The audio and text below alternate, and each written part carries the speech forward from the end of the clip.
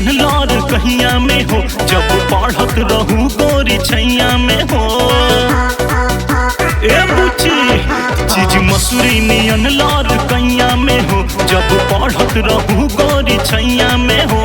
नौमा या दसवा पास हो गइलू आभास होत होई, नौमा या दसवा पास हो गइलू आभास होत होई।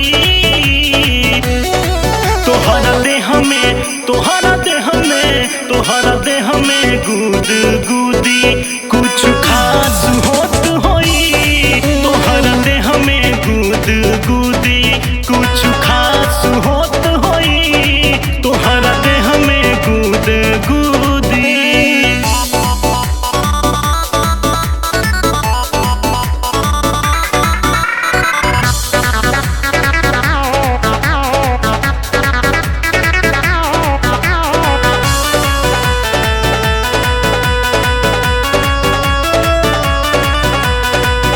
होत गुद गुदी होई तोहरा नसे नस में, मन बिगड़ात होई रहत ना होई वास में। का हो सही का बानी ना। होत गुद गुदी होई तोहरा नसे नस में, मन बिगड़ात होई रहत ना होई वास में। पूरा एनर्जी शौक सिंगार में लॉस होत होई। पूरा एनर्जी शौक सिंगार में लॉस होत होई।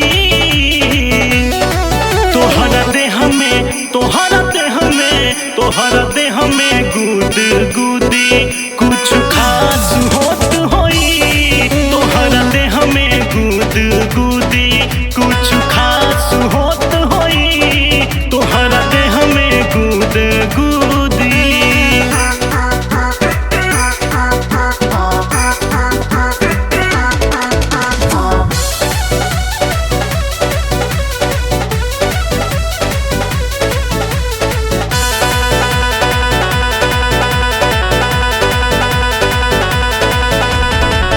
मोहन नहीं लागत होई कॉलेज के पढ़ाई में, दिन भर बीतत होई देह आंगड़ाई में। और ये कर जा सुना तारू, मन नहीं लागत होई कॉलेज के पढ़ाई में, दिन भर बीतत होई